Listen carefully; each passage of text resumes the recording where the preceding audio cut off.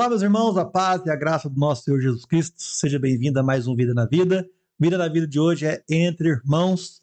Estamos aqui com o nosso irmão Luiz. Seja bem-vindo, Luiz. Obrigado, pastor. Luiz Henrique, Luiz da Deise, Luiz. Oficial Luiz da Deise, né? Luiz da Deise, oficial, né? Então, Sim.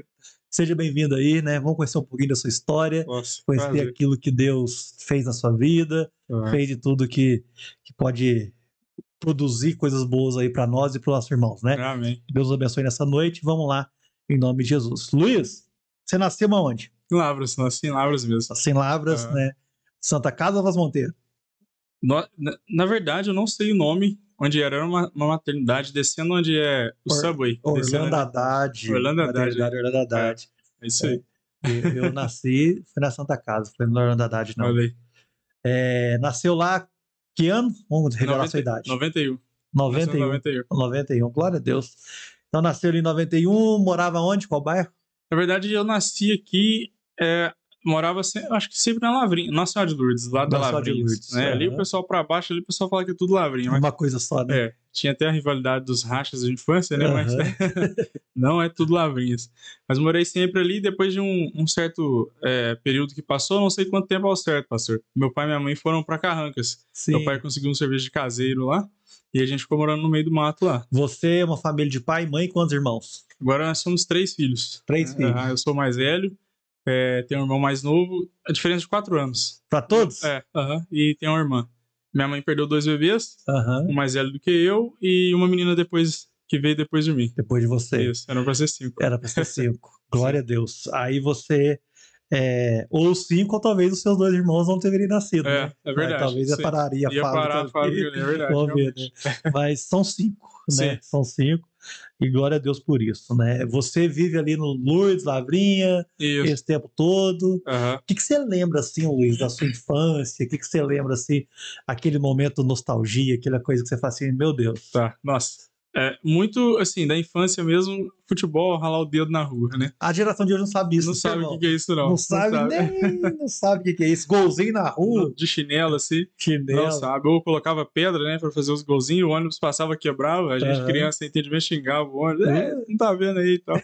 Muito legal, eu gostava demais. Eu ia buscar girino na mina. Você já fez isso? Buscar não, mas um dia eu peguei na mão assim, e aí o rapaz falou, girino, eu soltei assim, comendo assim. Que é isso? Meu do sapo, eu achei que era peixe. Eu falei, mas que peixe estranho que é esse aí? Barrigudinho, assim.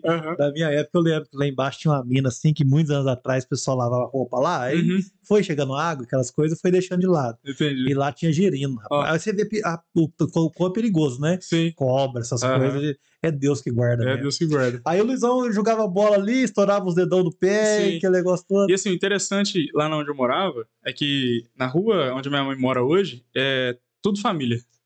Primos do lado, assim, 3, 4 casas, assim, tanto pra esquerda quanto pra direita. E assim, no mínimo 3 filhos cada casa. A sua rua hoje é a primeira lá em cima? Ou a segunda? Isso, a primeira lá em cima. A primeira. Subiu o morro todo. Aí tá na sua pra descer o morro todo de novo. Pra descer o morro todo. Tanto pro lado da Verde Campo, né, de Jaci ali, quanto pro outro lado, pra ir pra estação ali, o Coab, né. Legal. E esse lar que você cresce já é um lar cristão? Seus pais já eram evangélicos, levavam vocês pra igreja desde pequeno? Como é que funcionava? Tá, na verdade, não. Meu pai, por um tempo, ele teve uma passagem, eu acho que na Umbanda, se não me engano, mas foi muito rápido, porque eles comentam sobre isso bem rápido, sabe? Uma coisa assim, bem rápido. Não sei se nem chegou a dar ano. Sim. E depois eu vou crescendo, aí, em determinado momento, meu pai e minha mãe eles decidem firmar na igreja católica mesmo, né? Sim. A maioria dos brasileiros nascem, batizam, são considerados católicos, e aí eles firmam na igreja católica, e meu pai e minha mãe muito rígidos, né? Vão pra igreja, e na missa a gente ia pra fora com a galera, pra ficar lá fora com os amigos, conversando, meu pai ia lá, buscava a gente e tal. Eu lembro de uma cena icônica de um homem no final de uma missa, elogiando meu pai, falando assim, parabéns pra você, viu? Porque tem muitas crianças que ficam lá fora, não assistem a missa, você foi um dos únicos que eu vi em tempos que foi buscar seus filhos pra eles assistirem, né? Só. Meu pai ficou todo orgulhoso e tal, mas puxou nossa orelha nesse dia. E a gente foi bom pro seu pai, né? Ali, mas pra vocês passou um apertinho Passou ali. um aperto. E assim, como a gente era da igreja católica, minha mãe escreveu a gente catequese. Fez tudo aquilo ali. E eu fiz aquilo tudo. Meu irmão não fez não, nem minha irmã também não fez. Minha irmã, ela bem mais nova, ela já pegou a fase evangélica, né? Mas meu irmão não quis saber, muito difícil lidar com ele. boi brabo mesmo, eu sou mais manso, aí eu fiz tudo ali, sofri aquilo tudo de tarde, fez catequese, crisma, tudo, crismou. primeira comunhão, segunda comunhão, perseverança, perseverança. Eu estava aqui meio que pensando, alguém falou essa semana pra mim, eu cheguei a fazer até perseverança e tal.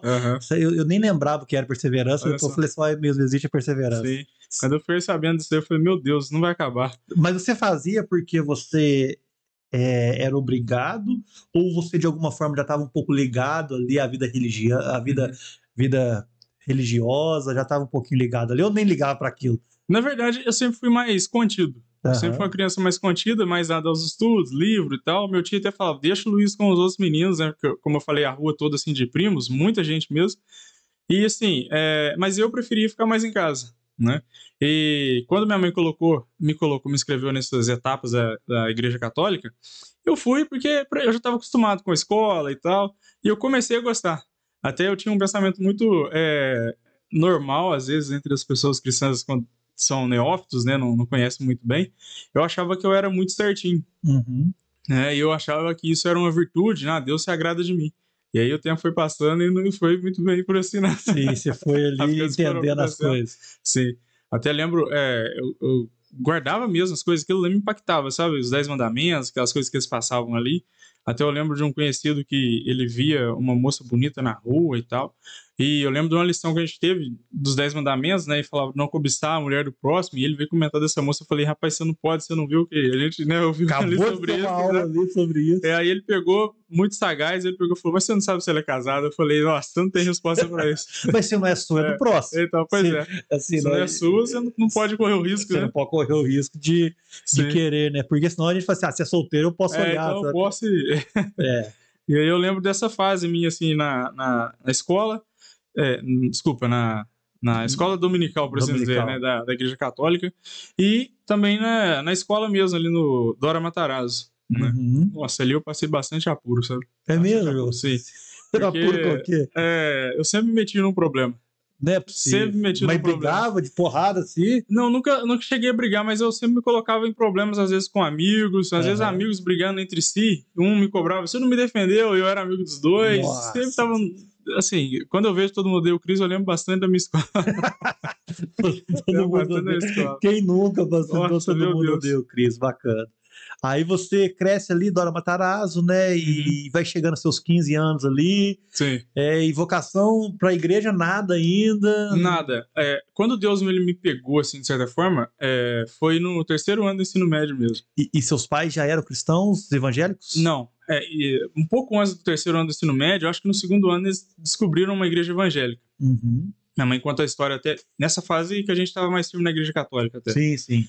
Minha mãe conta uma história que é interessante, porque parece que um dia eles foram num culto, na Mundial até. Sim. Que sua mãe ficou muito tempo lá, né? Acho que foi 18 anos. Tá lá ainda não? Não, saiu. Agora tem o ministério dela. Ah, legal. E aí, um dia eles foram no culto da Mundial, gostaram, e teve parece que tinha uma missa próxima, e na semana assim, ia ter um outro culto da Mundial. E era lá na estação onde é a Bordinho hoje. A Mundial. Sei, ali passa a ponte ali, isso. Do lado ali. Foi ali que começou o Mundial, não foi? Foi ali, sim. E aí, como morava lá na Lavrinha, atravessava a linha ali, né? E aí um dia, eles foram lá pra nesse dia eles foram pra missa, mas tinha o culto. E eles tinham gostado muito do culto. E minha mãe falou assim, Paulo Henrique, você é meu marido, meu esposo e tal, só que eu vim com você até aqui, mas eu vou pra lá. Eu vou virar ali. Porque a igreja era aquela da estação, a católica lá embaixo também. Sim, e tem ali uma divisão. A divisão. E aí meu pai ficou aquilo na cabeça e foi também. Olha. Aí ali começou eles a afirmarem, acho que eu tava no segundo ano do ensino médio, mas eles não falaram nada pra gente. Ela conta que eles ficaram meio receosos de falar. E aí no terceiro ano do ensino médio, aconteceu algo muito interessante na minha vida. Isso é um fator decisivo que eu acredito foi o início da minha conversão. O que acontece? Eu tinha um amigo muito íntimo, a gente jogava bola, a gente cresceu junto. E esse amigo, ele começou a namorar com uma moça, e depois de muito tempo, muitos problemas entre eles, ele pegou e terminou com essa moça. E ela morava num caminho que a gente passava. E eu sempre passando ali naquele caminho, e eles com aquele problema todo. Um dia ela me chamou pra conversar, eu fui envolver no problema, acabei me relacionando com ela também. Oh, meu Deus. Depois do término deles. A pessoa termina um relacionamento, tá muito sensível. Muito carente, né? Nunca deu um ombro pra pessoa, principalmente se for do sexo oposto, né? E aí eu comecei a envolver com ela, briguei com esse meu amigo, muito assim, sem sabedoria nenhuma e tal. Meu pai me advertiu severamente, falou, você não faz isso porque ele é seu amigo. Olha. E eu não quis saber. Tem 2 conselhos que meu pai... Você também já estava com o coração ali entregue, já estava envolvido já, né? Já. Tem 2 conselhos que meu pai me deu que marcaram minha vida. O primeiro, quando eu entrei no meu primeiro emprego assim, remunerado, ele falou, olha, eu não te cobro nada aqui em casa, você nunca ganhou nada, você vai começar a ganhar um salário interessante, guarda metade do seu salário. Né? E foi esse outro conselho muito importante que ele me deu que eu também não ouvi, né? Não faça isso porque esse rapaz é seu amigo. E eu não ouvi nenhum dos 2 conselhos. Nem o financeiro, nem o outro. E aí... É aquela questão do jovem, né, Luiz? Sim. Que sabe tudo, que é dono do próprio nariz, né? Que ainda mais quando começa a ter um pouquinho de poder, né? E isso é até importante a gente tocar nesse assunto, porque eu percebo que isso acontece com 80% das famílias. Sim.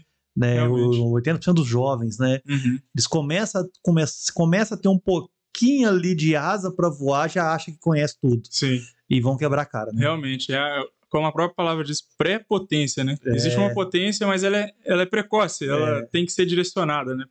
O jovem é isso, ele é um turbilhão de força, mas ele precisa ser direcionado. Sim. A mente dele, ela se direciona muito pelos impulsos. Com certeza. E, assim, a minha justificativa hoje do porquê eu tomei essa decisão, que foi totalmente errada, é muito em função de querer viver algo que eu nunca vivi.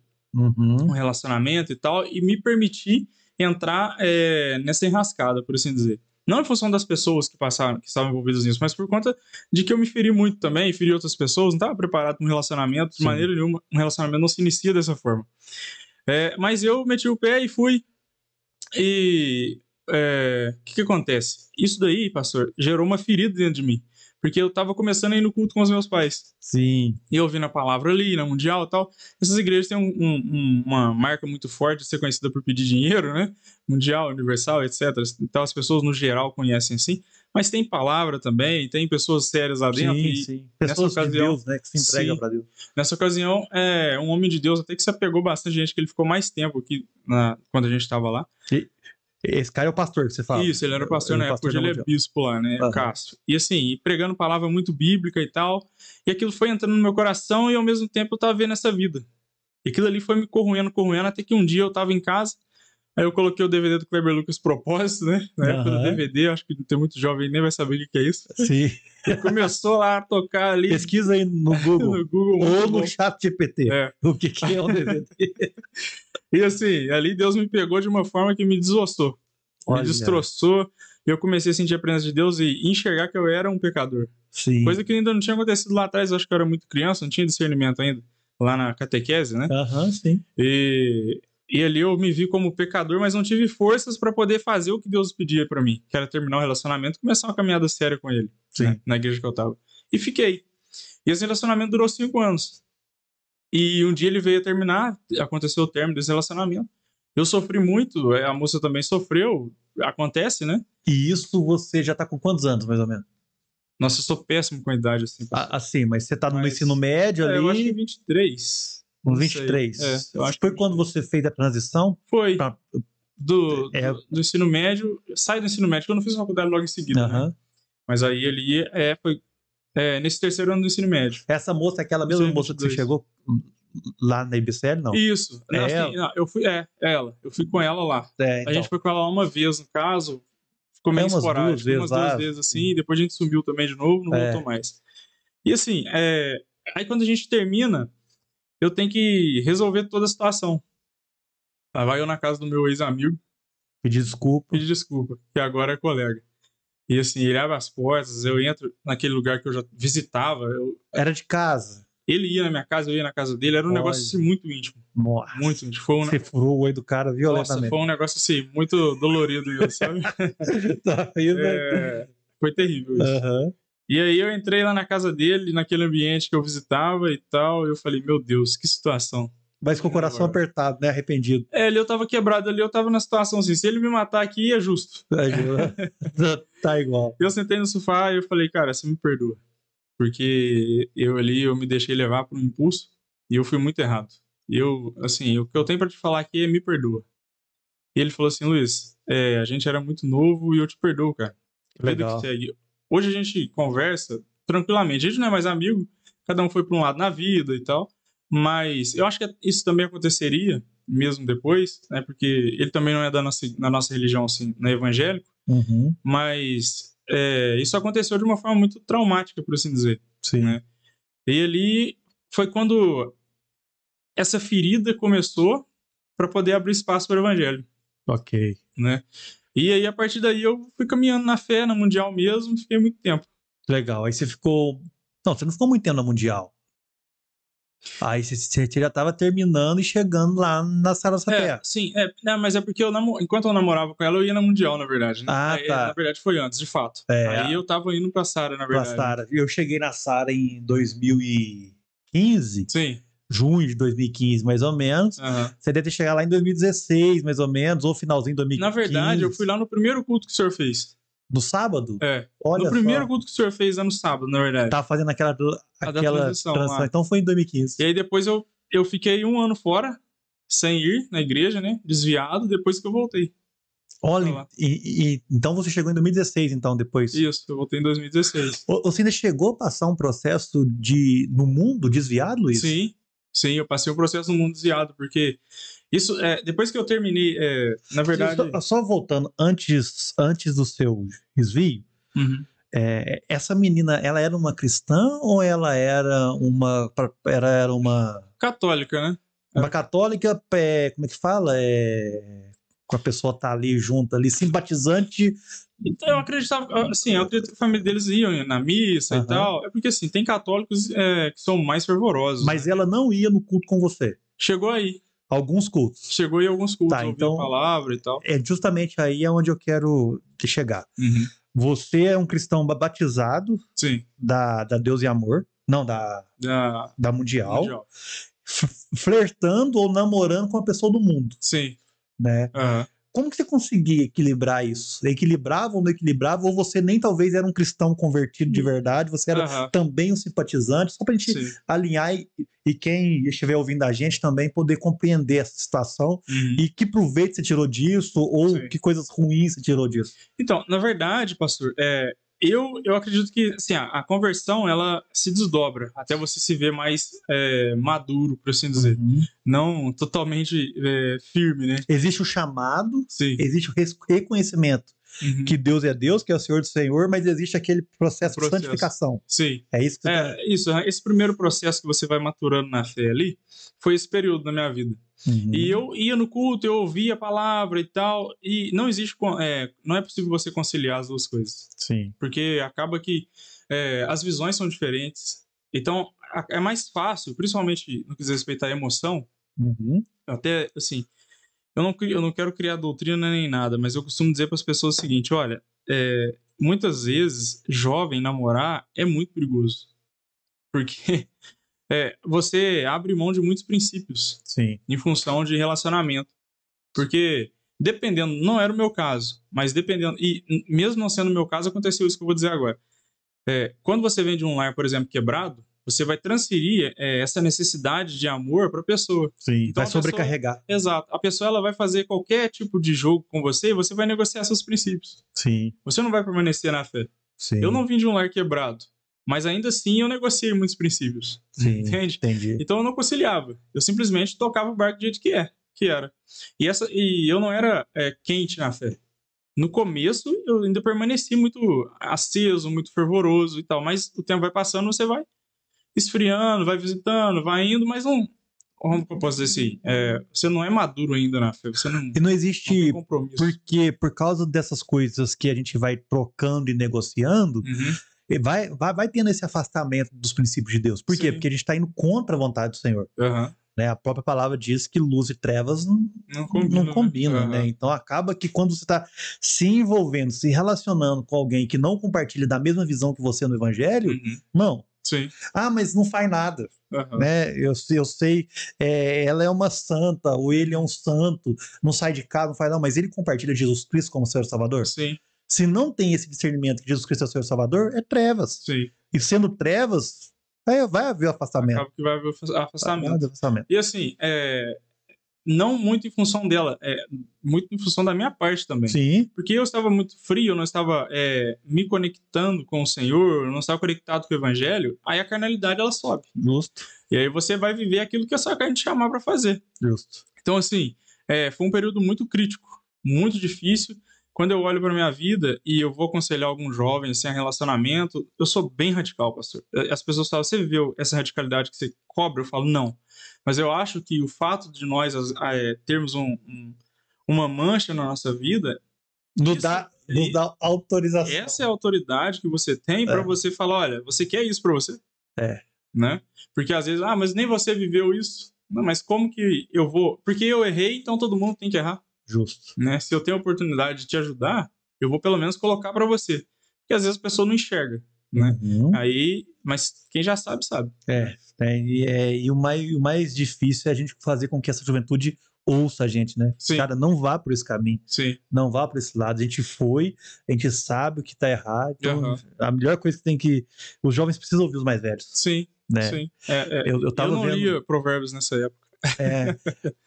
Eu tava vendo uma mensagem ontem daquele pregador lá da Verdade lá, Verdade do Evangelho lá, o Paulo Júnior.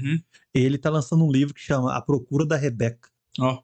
E eu vendo ele falar, ele fala o seguinte: jovens, vocês precisam ouvir os pais de vocês quanto a quem você está selecionando. Por quê? Porque no Antigo Testamento, quem que arrumava os casamentos? Os pais. Por quê? Sim. Porque o pai consegue enxergar o que o filho não enxerga. O jovem, ele tá olhando cor de pele, ele tá olhando se tem atração física, ele tá olhando se tem dinheiro. As mulheres perguntam se tem dinheiro. Sim. Os homens também, né? Hoje tá todo mundo assim. Eu não quero chamar as mulheres aqui. É rico. Se é rico, tá beleza. Não hora é caráter. É rica, então tá beleza. Não, o corpo dela é legal, então não olha caráter, não olha nada. Então, ele fala isso justamente. Fala assim, olha, é preciso que os jovens tenham o conselho dos seus pais para saber se o menino é uma boa pessoa. Sim, isso é muito interessante. Se os pais não aprovam, filhos, não entra. Sim. Não entra porque os seus pais estão enxergando com outro olho que você não está vendo. Assim, pastor, é um ponto bem complexo hoje, porque quando a gente analisa a cultura da época na Bíblia, existia muita possibilidade disso dar certo. Hoje em dia, contra os pais, pesa o mainstream, os filmes, a cultura no geral, pop. Porque às vezes o pai ele aconselha, mas já existe um consciente coletivo de que o beijo é legal. Por exemplo, não existe corte hoje na igreja. É muito difícil quando um casal ele decide fazer corte para se guardar. E é bênção, né? É bênção. E por mais duvidoso que as pessoas possam achar, mas pastor nenhum obriga ninguém a nada. Sim, eu nunca vi isso. A gente ensina. Né? Exato. Você vai fazer corte porque fica até complexo. Não, vai fazer. Aí é o seguinte, você vai fazer corte, 3 meses orando. Passa 15 dias, vem na sala pedindo perdão. Pastor, não aguentei. Exato.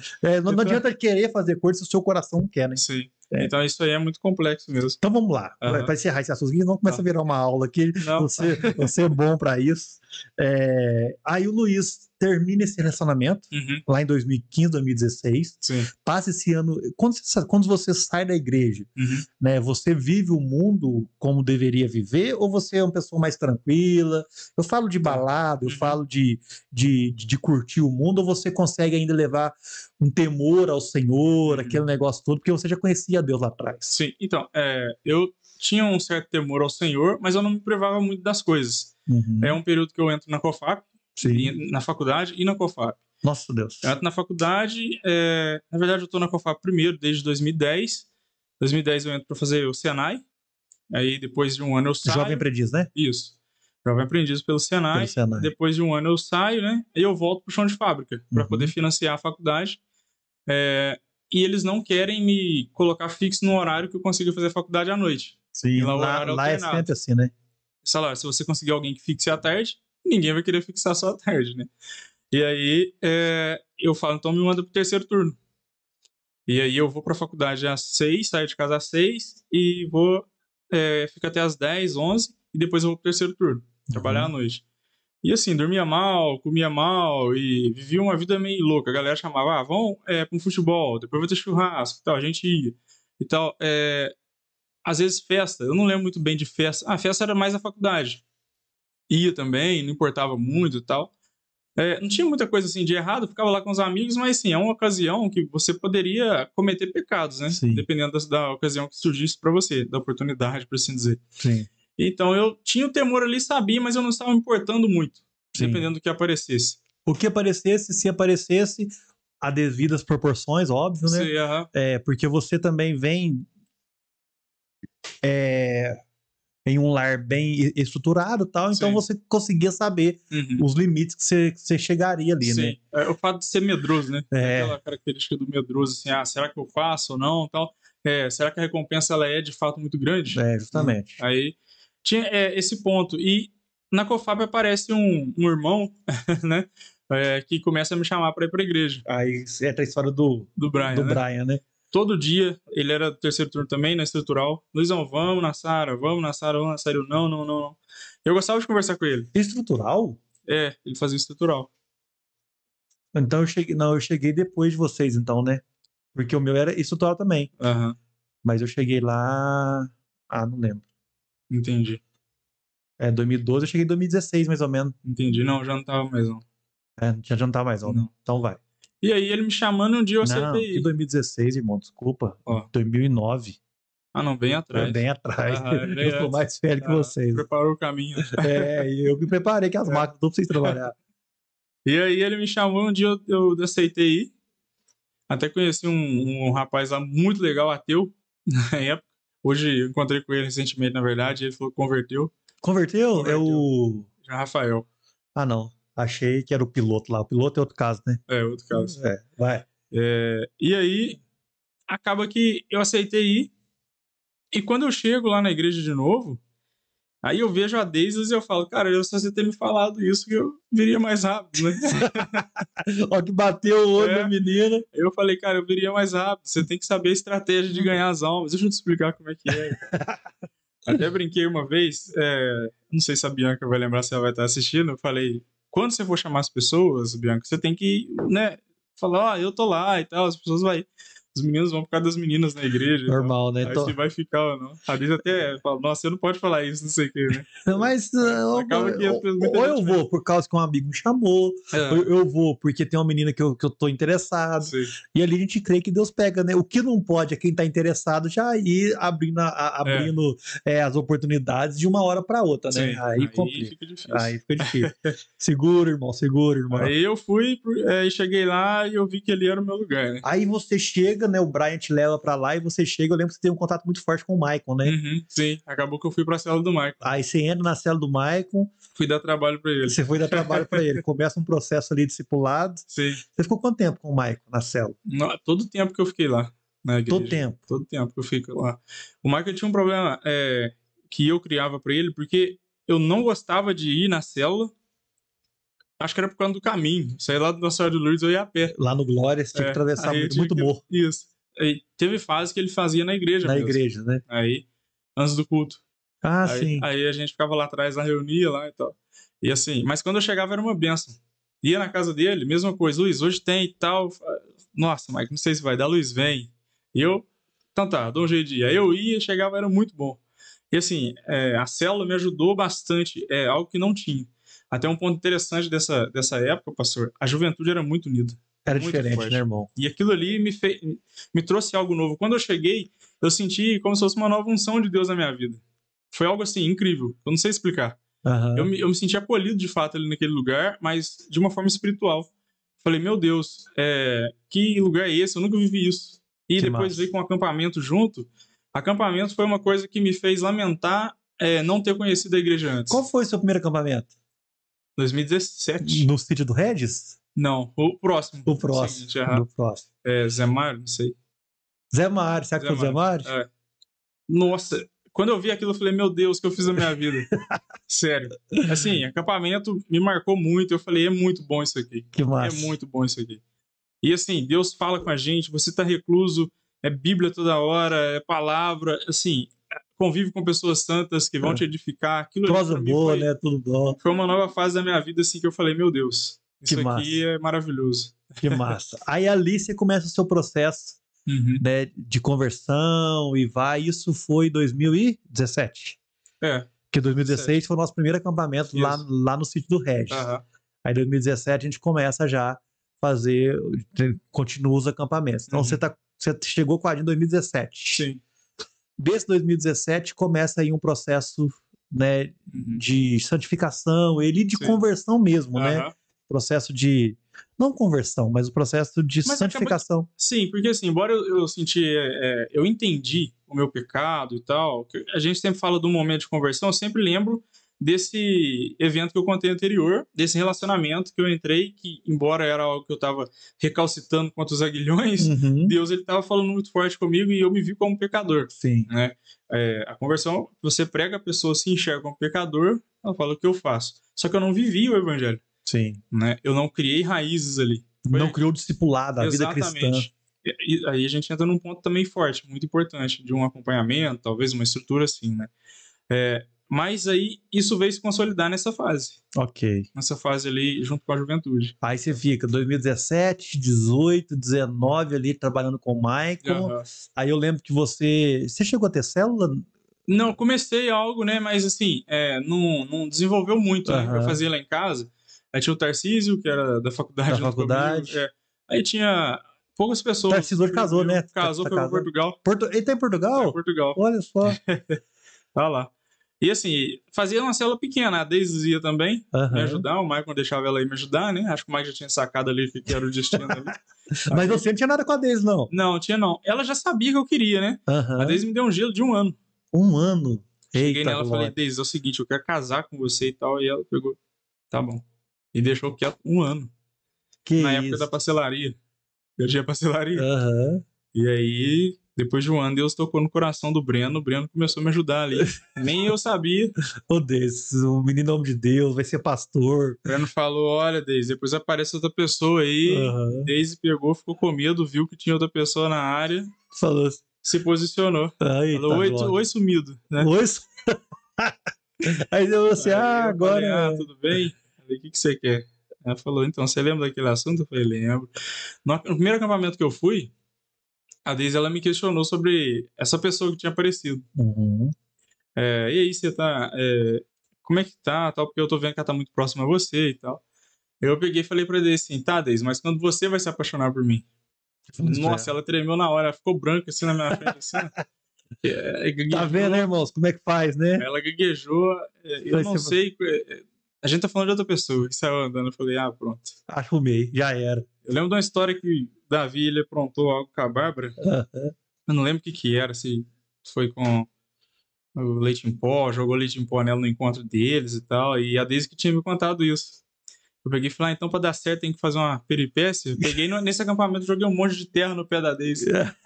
Aí ela olhou pra mim assim, eu falei, eu tô seguindo o que você me falou, o caminho é esse? Aí ela ficou nervosa pra caramba, mas deu certo.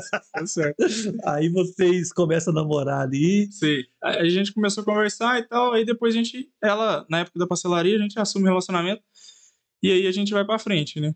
Eu lembro que, não sei se é você ou a Deise, acho que é a Deise que tinha um trabalho muito forte com adolescente, né? Sim. Aí quando vocês começam a namorar, você se junta a ela e acaba que isso cria uma marca muito forte no relacionamento de vocês dois, né? Vocês dois começam ali a liderar adolescentes e com um trabalho excelente e fazendo o negócio acontecer. Conta um pouquinho dessa liderança dos adolescentes aí. Vocês namoraram há quanto tempo? Acho que 3 anos. 3 anos e chegou com um casamento marcado 2020, pandemia, né? Isso, na verdade, eu queria casar antes, a Deise não queria, porque ela queria formar na faculdade. Sim, ela estudava São João, né? Isso. Eu sou daquele maluco, né? Vamos fazer isso, vamos fazer. E depois vai arrumando recurso, não tem nada. Né? Deus vai abençoando isso. E ela não, muito calculista, tem que estar tudo assim assado, etc. Sim. E aí, o que acontece nesse começo do nosso ministério aí? A Deise, ela tinha, na verdade, todo domingo, uma salinha para adolescente na igreja. Sim. E eu fui acoplado ali para poder ajudar, né? Na escala de pessoas que iam pregar. E aí eu tal, depois a Deise começou a célula das meninas, e aí eu já tava indo no domingo e tal, e aí começou a fazer, já tem a célula das meninas, o senhor deu a ideia, eu acho que, não sei se o senhor lembra, de tentar trazer os meninos juntos, tentar fazer algo grande, maior. Mas aí era o Adelucas junto, né? Sim. E depois o Adelucas saiu e aí eu fiquei. É verdade, a Adelucas tava lá junto. Isso, ele que ajudava a Deise. Legal. Eram os dois ali. Aí depois ele saiu e aí eu fiquei, né, no ministério com ela. E foi muito bom esse tempo para mim. Porque eu acredito que um trabalho na igreja, ele ajuda você a consolidar também. Sim, sim. Porque você começa a servir, você não tá só recebendo, Você né? tá só, justamente, hoje à tarde eu tava aqui com o irmão, né, e ele fez essa pergunta para mim: pastor, como que você me enxerga aqui na igreja? Aí eu fiz uma escadinha para ele lá, falei assim, ó, você tá aqui, ó. Você tá no meio, você é um neófito e no meio dos domingueiros. Mas a sua posição tá legal hoje. Você não pode ficar 20 anos como domingueiro. Isso é um problema, isso é 10, 15 anos como domingueiro é um problema. Então eu falei, ó, você tá aqui como domingueiro, mas é porque você é um bebê. Né? Daqui 2, 3 anos, você precisa sair desse lugar, né? E para você de fato estar servindo e ser um servo do Senhor Jesus, né? Não que você não possa fazer nada hoje, mas um neófito com 6 meses de igreja, né? Até ele ser formado para ser um servo, sim, é 3, é o seu processo. Você chegou em 2016, lá para 2017, 2018, mas você já tinha uma história antes, né? Vai depender muito da história de cada um. E ainda assim foi um acompanhamento, né? Porque ele me colocou lá no sábado, no domingo, no culto, né? Que você ficou ali um tempo pregando. Mas iam pessoas comigo, não ia sozinho. Justamente. Eles iam me acompanhando, me dando suporte e tal. Justamente, é onde você entra falando agora do ser servo, né? Que você começa a servir na igreja. E ali... E uma das coisas, até eu tô devendo uma postagem que eu falei que ia fazer pro senhor, depois eu vou fazer, de uma foto que a gente tirou, que eu ia fazer um negócio no meu Instagram, que é o seguinte, pastor, eu acho que ninguém que convive com o senhor, nenhuma pessoa não tem desculpa para falar assim, eu não consegui servir naquela igreja. Se tem uma marcante de liderança, uma marca bem assim destacada que o senhor tem, é impulsionar pessoas. Eu vejo isso muito claramente no senhor. E assim, isso foi uma característica que ressaltou, e nessa fase eu comecei a trabalhar junto com a Deise, e o negócio foi avançando, foi crescendo, foi chegando gente, a ponto de, tipo assim, nossa, teve vezes que o ministério tinha muito adolescente, a gente tinha que mandar escalar a boca, porque, nossa, começava a conversar entre eles, se perdia ali, não tinha controle, eu falei, gente, peraí, que legal, legal. Era muito bom esse tempo, sabe?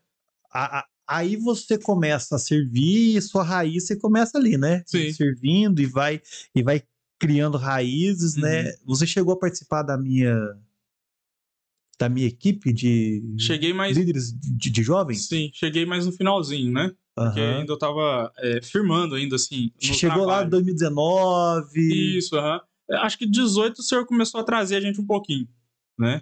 E aí 19, mais final 18, na verdade, 19 eu já estava ali. Já estava na nossa reunião ali, já tomando as decisões, fazendo acontecer, né? Aí você começa ali, como é que você descobre essa questão desse chamado, Luiz? Como é que você descobre essa questão desse... Olha, eu fui chamado para isso. Eu lembro de uma pergunta que você me fez em um dos acampamentos, você falou assim, pastor, o que precisa para ser pastor? Eu lembro de certinho, cara. Aí a gente conversou ali um pouquinho, e eu falei assim, cara, esse cara quer ser, esse cara que quer chegar, né? Não lembro que eu te respondi na época, mas deve ser a mesma coisa que eu responderia hoje, um pouco melhor hoje, né? E aí você foi crescendo. E aí, como é que é esse processo ministerial? Né? Porque hoje você, assim, já está muito claro para toda a igreja, já está muito claro para nossa liderança aqui hoje, né? Para você, para a Deise, que você é um dos caras que estão sendo formados para ser um dos próximos pastores aqui da igreja, né? Como que você conseguiu trilhar esse caminho? Então, na verdade, esse acampamento ele foi um fator decisivo. Porque eu não tinha definido... Lá em 2017? Isso. Olha. Eu não tinha isso decidido ainda, assim, claramente. Na verdade, a Mundial, ela tem um sistema, não sei se é assim até hoje, de levantar pastores muito cedo. Você quer ser pastor, eles te mandam para... Era assim, né? Te mandava para Central, a mais próxima que é Belo Horizonte, e você ficava lá com eles servindo. Aparecia uma igreja lá no norte do país e te mandava. Olha só. Meu irmão quase foi. Minha situação é bem mais novo do que eu. E eu vendo aquele negócio, eu falei, cara, talvez eu gosto disso, porque eu sempre gostei de estudar. Como eu falei pro senhor no começo, tal, sempre fui muito estudioso e tal, mais recluso, né? E assim, a Bíblia, ela me chamava bastante. Eu gostava dos textos e tal, muito curioso. Só que quando eu vi essa questão no Mundial, dessa questão de pastorado, eu vi e aquele negócio foi uma curiosidade. Mas não era nada claro ainda. Né? Até chegaram a me perguntar, porque era muito jovem assim, eles me perguntaram, eu falei, não, eu acho que eu não mexo com isso não, e tal. Mas fiquei assim. Mas aí nesse acampamento, quando a gente teve um mover, se não me engano, alguma coisa assim, de dons e tal. Se não me engano, até o irmão Jean estava também. Sim, e tal. Ele sim. foi quando chamou para dons de cura e tal. E ali eu senti algo em relação ao pastorado, de começar a perguntar como que eu faria para ser um pastor, para saber como era a caminhada e tal. E aí que eu venho perguntar para o senhor como que faz. Foi ali que começou ali, vamos dizer assim, um desejozinho. O desejozinho começou ali e foi. Sim. E aí, assim, mas muito ligado, talvez antes o entendimento fosse ser um teólogo, na verdade, Sim. né? Por conta do estudo. Porque o pastorado é mais do que o estudo, né? Sim, com certeza. Porque ser pastor no Brasil hoje, eles acham que você tem que ser pastor para você pregar domingo. Uhum. Cara, não é isso. Você pode pregar domingo, você pode ser, desde que você tenha qualificações para aquilo, né? Ser pastor, ele vai além, né? Para mim, ser pastor é igual um lutador de MMA. Você passa 6 meses treinando, né? Por uma luta de quantos minutos? 20 minutos? Sim, mais ou menos 20 minutos. 4 rounds, 5 minutos, ou 3 rounds de 5 rounds de 3, 4, sei lá de quantos, 15 minutos. Sim. Né? E às vezes o pessoal acha que o ápice da vida do pastor é o púlpito pregando. Mas na verdade o pastor está a semana inteira pastoreando. Sim. E prega 50 minutos por semana. Né? Então é a mesma coisa o lutador. Sim. Ele está 6 meses treinando para ter uma luta de 15 minutos. Comendo, né? Bem, dormindo bem, se preparando, ele chega o dia. Chega o dia, né? E pastor, ele tá fazendo o que tem que fazer no meio de semana, estudando, fazendo tudo, aconselhando, visitando, indo em velório, fazendo tudo. E ali em cima ali... Como se diz, né? O pastorado vai do púlpito a tirar o gambá na casa do irmão, né? Você lembra disso? Ô, gente, esse menino quando começa... Onde é que eu tô, Douglas? Na minha? Um dia, tá onde? Pronto? Eu lá na minha casa dormindo, um domingo de manhã, irmão? Não, era segunda. A segunda-feira? De manhã. Eu tava pra ir pro serviço. Não, então era bem cedo. Era bem cedo, era antes de ir pro serviço. O telefone me toca. Eu já era pastor na época, não sei se eu era pastor, sei lá.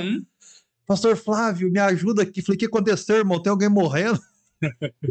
Entrou um gambá, irmão, mas assim, sério, o gambá é que tinha 12 centímetros na máquina do Luiz, e o Luiz não sabia como é que tirar aquele bicho. Eu também nunca tinha tirado gambá de nada. É a história. Né? Então, assim, aí, ó, o pastor tá aí pra isso também, tira gambá também. Nossa, no domingo a gente tinha ido pra Monte Verde, teve uma tirolesa. Fui com meu cunhado. E aí, lá na tirolesa, bem longo assim o espaço e tal. Eu e ele, a gente optou por não ir pra poder salvar as esposas se algo acontecesse.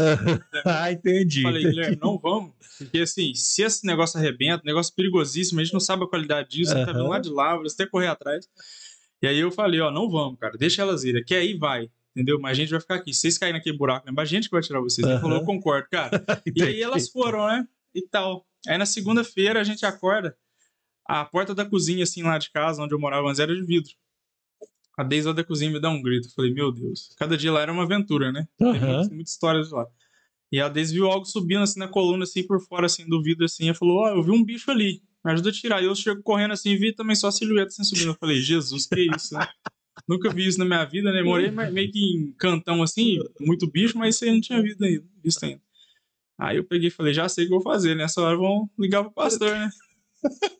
Aí que eu faço a ligação que o senhor contou e tal.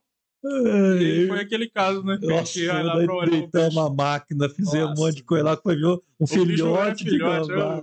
O rabo era 3 vezes o tamanho dele. Então, eu falei, gente, que isso aí? Enfim, né? Mas deu certo. O mais engraçado é que eu liguei pro meu cunhado, ele falou assim, Luiz, você tem 2 opções. Ou você tira esse gambá aí e prova que você é o homem da casa, porque ele tava na Florestal na época, policial. Ele falou, ou você tira esse gambá e prova que você é o homem da casa, ou você manda a corajosa da tirolesa ir lá tirar. Eu peguei e falei, é verdade, hein? Deixa tirar, deixa... Eu escolhi a opção C, né? Ligar o pastor. Mas deu certo, né? Aí você hoje, né? Vamos lá, você casa com a Deise, veio o Saul depois de quanto tempo? Acho que 2 anos de casado. 2 anos? Explica o nome do Saul, que eu achei interessante demais. Só deixa eu falar uma coisa importante antes do casamento. Que a gente marca o casamento e aí vem a pandemia. Sim. Pastor, eu só quero mencionar porque foi um choque muito grande. Deus tem me esticado numa forma que eu vou te falar, viu? Acho que é para testemunho mesmo. A gente marca o casamento, começa a sonhar, e aí a gente fazendo aquele negócio dos casais, né? Na casa daquele pastor e tal, e aparece a informação da pandemia. quando chega a questão da informação da pandemia, a gente não tem muito base, porque vai fechar tudo e tal. E aí a gente fica com uma situação muito crítica. A gente pensa, poxa, como que eu vou fazer agora pra gente casar? Sim. Porque tudo pago, data pra tudo, e fecha tudo. E eu lembro disso. Vai a gente chorar junto, né? O senhor, pastora, também acolheu bastante a gente, chorando junto com a gente, por assim dizer, né? Orando sobre isso tudo. E foi um dilema, porque tava tudo programado. Foi na boca do gol ali e a gente não conseguiu casar. Sim. Eu lembro que o civil vocês conseguiram, né? Sim, porque pouco tempo depois eles flexibilizaram. Ah, tá. Mas foi uma coisa que a gente não tinha noção de que ia acontecer isso. Sim. A gente no civil casou de máscara e tal. Mas quando a gente se depara diante disso, a gente pensa, não, Deus abandonou a gente. Sim. A gente ouve todo mundo falar, Deus ama casamento. Pessoas falando, eu queria flertar, não tinha comprado, pessoas trouxeram, e é isso, é aquilo. E aí na nossa vez, fecha a porta. Eu falei, Deus, eu acho que não é pra gente casar. Primeiro pensamento, né? E chora junto, e ora junto. Nos fortaleceu muito como casal. Que benção. Né? Deus sabe, né, irmão? Sim. Todas as coisas, Deus sabe como. Sim. E aí como trabalhar. A gente consegue casar depois, quando eles flexibilizam, e depois, um ano depois, a gente faz a cerimônia. Legal. Com restrição. Adquirimos alguns inimigos que não entenderam. Até hoje tem pessoas que ficaram meio chateadas. Mas eles limitaram a quantidade de pessoas. Sim, não dava, não tinha como. Preencheu com padrinhos, assim, foi lindo, hein? Foi muito legal. Foi muito massa. O lugar foi muito bacana. Top. E aí você começa ali, né? Você já morava com a Deise, porque eu lembro que vocês casaram civil, a gente deu a bênção ali pastoral, né? Toda a igreja reconheceu. E depois vocês começam a morar junto. Depois de quanto tempo vem Saul? 2 anos. 2 anos. Sim. E por que Saul? Então, na verdade, quando eu termino o meu relacionamento lá atrás, o antigo relacionamento, Deus ele me dá um impacto muito grande. Porque os meus primos todos estão sendo pais. E eu sempre tive vontade de ter família. Sim. E eu vejo eles com os bebês deles ali, e eu falo, gente, o que eu fiz na minha vida? Né? Até a minha ex-namorada falava, ó, vamos casar, vamos tocar a vida e tal. Eu falava, só depois que eu formar na faculdade. Eu sempre arrumava uma desculpa. Né? E aí, quando tudo terminou, acabou, eu vi que eu corri atrás de uma coisa que não era tanto primordial para mim. Sim. Né? Eu sou formado e tal, depois especializei, mas eu entendo hoje que família é o principal. Sim. A partir da família você faz outras coisas, né? É lógico, todo mundo tem que ter uma base também profissional e tal. Mas aí eu começo a desejar ter um filho. E como eu gosto de hebraico, quando o nosso filho vem, eu falo pra Deise, a gente vai ter um bebê, qual que vai ser o nome? Aí ela pegou, ó, se for menino, vai ser Moisés. Eu falei, não, vai ser Saul. A Deise pega e fala assim, Saul é o rei de Israel, o rei ruim de Israel. Não tem condição. Como é que você vai falar isso pra igreja? Como é que a gente vai explicar isso pra igreja? Não, mas foi o mesmo sentimento que eu tinha. Eu falei assim, mas Saul, Luiz? Assim, eu falei, mas por que Saul, Luiz? Aí eu fui perguntar, né? Sim. Aí eu peguei e falei, Deise, Saul é um nome popular em Israel. Sim. Não sei hoje, mas era. Tanto que tem mais de um Saul na Bíblia, Velho Testamento e tal. E Saul, que na verdade lá em Israel é Shaul, né? Tem uma pronúncia diferente, é a mesma coisa. E é como se fosse Paulo aqui no Brasil. Tanto que traduziram assim, né? E Shaul é o nome do apóstolo Paulo. Mas na verdade eu coloquei o nome dele de Saul por conta do significado. Quando você começa a ler ali em Samuel, acho que em Samuel, quando o povo ele pede um rei para Deus, algumas Bíblias têm um título, o povo pede um rei. E Saul, ele vem de uma palavra que significa pedido, pedir. Legal. Desejar. Legal. Então, Saul significa aquele que foi pedido, ou aquele que foi desejado. Legal. E como eu tinha esse desejo de ter um filho, eu falei, eu vou colocar o nome do meu filho de Saul. Legal. Né? Por conta disso. E eu falei, Deise, qualquer coisa você respalda para as pessoas, dando uma aula de hebraico, falando que o nome do apóstolo Paulo é Shaul. Porque na Grécia ninguém fala Shaul. Então, arrumou-se o nome Paulo. Não é que mudou para Paulo. Arrumou-se o nome Paulo ali para ele. Né? Para poder ser fácil de falar no meio dos gregos. Mas o nome dele em hebraico, não existe Paulo em Israel. Não existe Luiz em Israel. Lógico, o nome não muda. Se eu for para lá, eu vou falar, prazer, meu nome é Luiz. Ok, mas não se coloca o nome de filhos lá. É igual Maria no Brasil, ou algum nome mais comum do país, né? É porque os nomes deles derivam de, como que eu posso dizer? Verbos, por assim dizer, né? Adamar, do barro, né? Então tudo tem uma raiz, tudo tem um porquê. né? Então, assim, não é igual que, Luiz é bonito, vou colocar Luiz. Então, é tipo amoroso, né? Vem de amor, você já consegue entender. Já consegue entender a raiz ali do nome, né? Glória a Deus, que massa.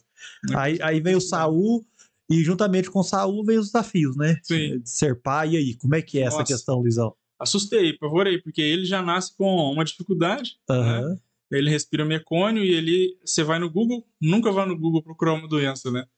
Nossa, aí... Sayonara é cheio de... Eu leio ali todo aquele... Nossa, tudo que pode ter quando a criança respira mecônio. E assim, pastor, é muito icônico, porque quando ele tá nascendo, a Daisy perde muito sangue, ela tá amarela, eu brinco, né? Eu conto isso pras pessoas, ela tá amarela igual o Simpson. E o Saul sai de dentro dela azul igual o filme do Avatar, porque ele não respirou. Oh, meu Deus e o bebê não acorda e molinho, e os médicos tentando transmitir paz, e eu no meio ali, né? Eu aqui, a Daisy na minha direita, colocam ali uma caminha aquecida para colocar o bebê aquecer ele, porque ele tá frio também, tá azul sem respirar, e bate nas costas, bate no bumbum, chora, bebê, chora, e a Daisy, em vez de, sei lá, né, simplesmente feel this moment, né, sinto o momento ali, me solta a seguinte pergunta: ele tá bem? Tá tudo bem? E eu com aquela cara, né? Você nem responde direito, né? Porque você fala, Daisy, parece que não. E ela naquela situação, eles trazem um cobertor para aquecer ela e tal. Eu simplesmente fechei os olhos e falei, Senhor, não me tira a Daisy e o Saul, por favor. Eu orei em mente, assim, na mente, porque eu não podia falar nada. Eu tinha que passar para ela que tava tudo ok. Até falei para ela, não, tá tudo ok, tá ficando tudo ok. Até gaguejando assim mesmo. E aí eles conseguem fazer o Saul chorar ali. No momento ali, rapidão ali. Enfia o tubos no nariz dele, na boca, começa a puxar o mecônio ali, já entuba ele e desce pra CTI. Né? É Deus mesmo, né? Sim, e aí ele passa o período todo que ele passa, de lutas e tal, e você lê que o bebê pode ter bronquite, pode ter paralisia cerebral por uma parte do cérebro porque respirou o mecônio, não respirou depois que saiu, e a esposa, a Daisy desmaiou dentro lá no processo lá depois, também lá porque perdeu muito sangue e tal, teve que tomar muita bolsa de sangue. Tudo, assim, foi um momento muito fragilizado, já foi um choque de cara. Um choque de cara. A paternidade para você veio... Eu falei, é isso? Então tá bom, então, né? Vamos lá. Já começou já na luta, arrochado, né? E a Daisy com ovário baixo, como é que fala? Ela tava com... eu não lembro agora o nome do negócio. Mas era que é repouso total, né? Total. Porque senão poderia perder o filho, bebê. Né? Sim. E aí, o Saul, ele se apegou na última beiradinha que dava pra pegar ali, né? E acaba que o choque foi esse. As pessoas falavam, você vai ver quando você tiver que comprar o NAN, a fralda. Isso pra mim hoje, acho que Deus preparou. Porque o que eu passei foi muito pior do que isso. Glória a Deus pelo NAN, pela fralda. Com gosto. Eu tenho um filho, né, cara? Bebe aí, mama aí, usa a fralda mesmo e tal, vambora. Que massa. E ali Deus vem te ensinando, né? Cada dia mais com Saul. A questão da paternidade é legal, né, cara? Sim. A hora que chega ali os filhos é bênção, né? É uma responsabilidade que você começa a ver o papel de Deus, né?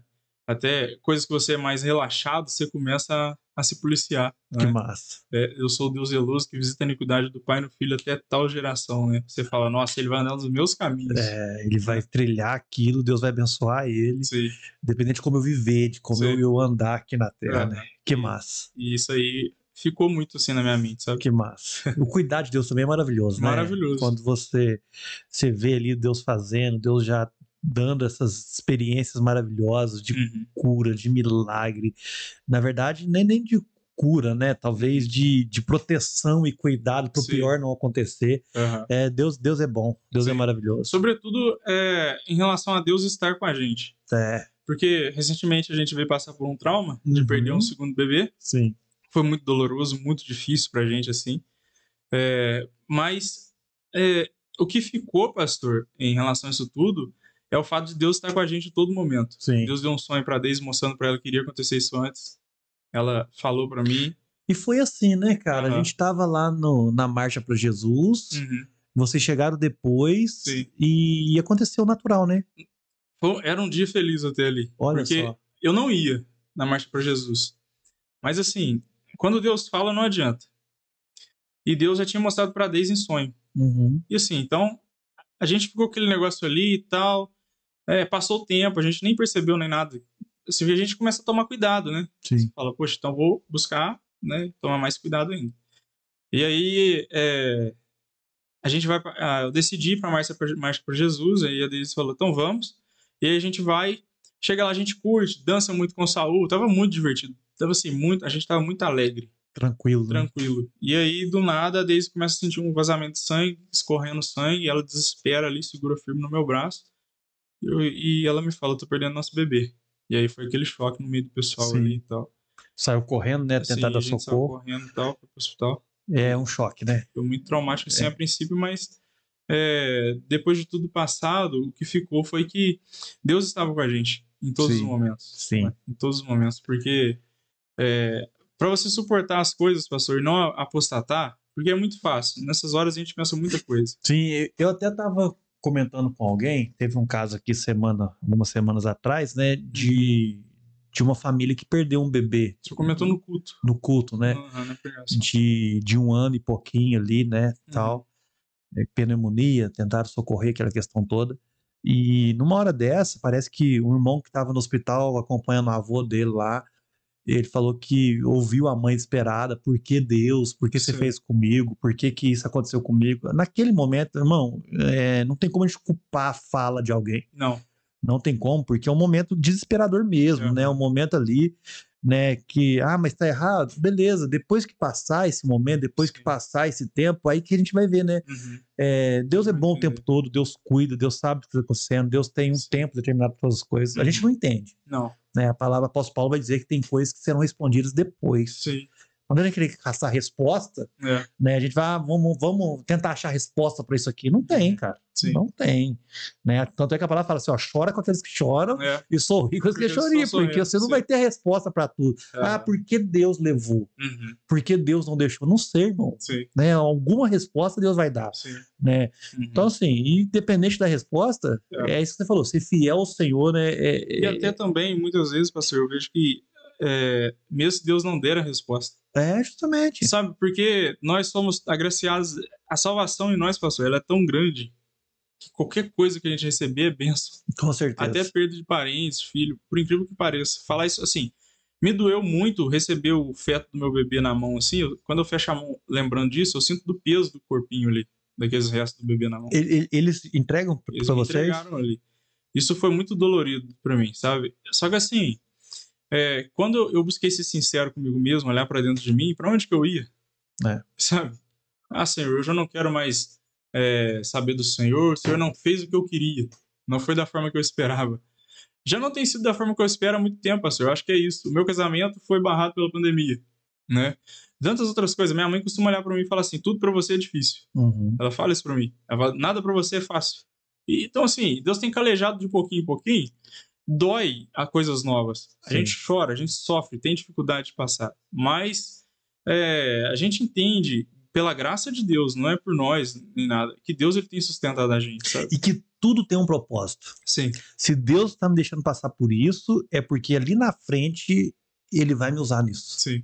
Eu sempre costumo, a gente que tem uma vida entregue ao Senhor, a gente que tem uma vida para viver segundo a graça de Deus, segundo o direcionamento dele, o que nos sustenta é isso. Deus, é o processo que o Senhor quer que eu passe? Sim.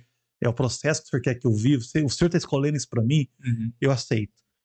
Quando a gente olha para a Bíblia, para a palavra, a gente olha apóstolo Paulo, Pedro, Lucas, João, até mesmo Davi, né, Jeremias, todos os homens de Deus, mulheres de Deus que andaram na Bíblia, tiveram processos. Sim. E processos dolorosos, né, que culminaram com a glória de Deus. Sim. Então tem coisas que a gente está passando hoje, Deus está criando casca para amanhã a gente conseguir levar e conseguir produzir aquilo que Deus tem, né? Então, assim, eu sempre costumo pensar nisso. Falei, Deus, é uma escolha do Senhor para mim? É isso? Então, assim, uma coisa que eu peço a Deus, sabe, Luiz? Eu falo para Deus, não deixe eu enterrar meus filhos. Eu te peço isso, eu peço mesmo, a gente pode pedir tudo para Deus, né? Fazer Deus. E eu passei uma semana, esse dia para trás aí, terrível aquilo lá. Saí lá desmaiado no braço. Aquele dia, fiquei uns 2 dias baqueado. Imagina. Eu fiquei uns 2 dias assim, sem rumo, sabe? Assim, meu Deus do céu, eu não sabia o que era o desmaio, né? Mas aí vai passando, Deus vai trazendo tranquilidade e assim, é tenso. Eu não consigo entender o que você passa quando você fala assim, olha, eu tive que pegar o meu bebê ali na mão, né? É só Deus mesmo. Sim. É só Deus, porque assim, é Ele que nos sustenta. É verdade. É Ele que nos sustenta. Sim. E assim, eu sou grato a Deus por tudo, pastor. Por conta disso, sabe? Porque se não for... Eu não estou em condição de exigir nada de ninguém, quanto mais de Deus. Sabe, isso é o diferencial daqueles que têm Cristo, né? Sim. Daqueles que têm a confiança no Senhor. Uhum. Daqueles que sabem que Deus está fazendo todas as coisas, daqueles que sabem que Deus está conduzindo todas as coisas. Uhum. É confiar em Deus. Sim, é confiar em Deus e saber que Deus vai prover. Você passa por isso tudo, você passa por essas lutas, mas por essas alegrias também, né? Hoje o Saul tá correndo na igreja, tem o violão dele, quer estar no altar todo momento. Você pergunta pra ele que é o baterista da igreja, ele faz assim. Ai, mesmo, o baterista da igreja é ele. Sim, ele faz assim. Aí, o baterista da igreja então é ele, né? Então já tá nascendo mais um baterista aí, né? Então assim, a gente vai vivendo essas alegrias assim. Pra gente caminhar pro final, como você entende essa questão, né, do seu chamado? Uhum. Cara, eu tenho um chamado, Deus tá me escolhendo para algo, Deus tá me preparando para algo. Como que você enxerga isso, Luiz? Uhum. Nossa, é uma grande responsabilidade, sabe? Sim. Como você descobriu, né? Lógico, tem aquela pergunta lá em 2017, né? E a gente vai construindo, já estamos indo para quantos anos? 7 anos, né? 2014. Tem 7 anos que você vem trabalhando essa pergunta aí. Sim. O que você diz desse caminho seu? Então, pastor, quando eu olho para esse chamado, o que eu penso é o seguinte: eu vou conseguir ajudar meus irmãos a chegar lá? Sim. Sabe? Eu vejo o pastorado dessa forma: um irmão, uma ovelha ajudando outra ovelha. Acho que um pastor começa assim, sabe? Sim. A gente ajudando outra pessoa a caminhar. Com todos os dilemas da vida, todas as problemáticas, né? Que a gente já passou e consegue auxiliar alguma pessoa dentro daquilo que a gente já passou, que a gente não consegue, a gente ora e passa para pessoa que já tem mais experiência que a gente. E eu vejo dessa forma. Eu vejo que eu preciso ajudar pessoas na caminhada. Glória a Deus. Porque eu gostaria de ser ajudado, né? Sim, eu penso dessa forma. E eu sou ajudado. Sim. Nós temos aqui um suporte muito bom. Momentos difíceis, momentos bons também, né? Então, assim, eu vejo esse chamado muito dessa forma. Eu não consigo definir ele de outra forma, a não ser colaborar na caminhada. Glória a Deus. Seja no dia da volta do Senhor ou no dia de enterrar, né? Sim, um irmão ou alguém enterrar outro e tal. Tô também buscando ajudar os irmãos a multiplicar as ovelhas, estou tentando, né? Que benção. Os irmãos a arrumar relacionamentos e casar, né? Mas tá muito vai tentando, bom, vai indo. Não tá muito bom, não. Essa área aí não tá boa, não. Mas vai dar certo. Luiz, é uma palavra final aí daquilo que você tem sentido, daquilo que você tem vivido. Fala assim, cara, eu tenho vivido isso hoje, acredito que Deus está fazendo isso. Qual é o tempo de Deus hoje, né, que você entende? Assim, para você, para a igreja, para aquilo que você tem observado aí. Tá, Deus quer mais de nós. Amém. Eu tenho vivido, que eu tenho sentido. Deus quer mais de nós. Glória a Deus. Eu estava estudando as hierarquias angelicais. Existem segredos muito grandes ali, né?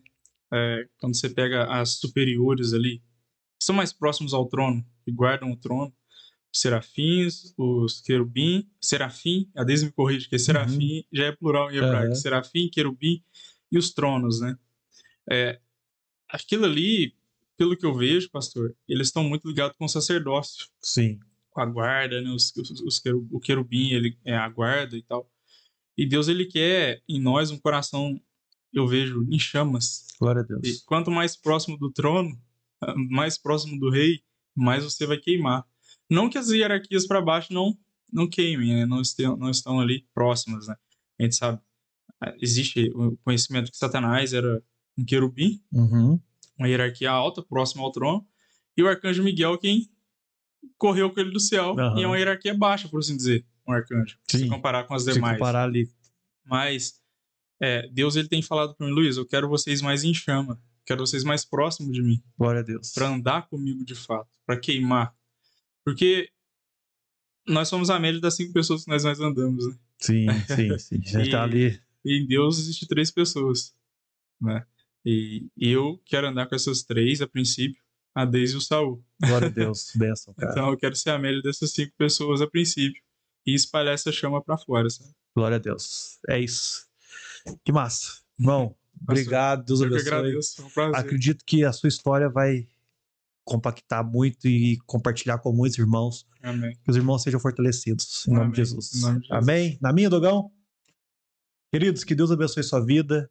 Que palavra, que tempo maravilhoso aqui de conhecer um pouquinho da vida do Luiz e que possamos viver segundo a graça, a glória do nosso Senhor Jesus Cristo. Que Deus abençoe e até o próximo Vida na Vida entre irmãos aí.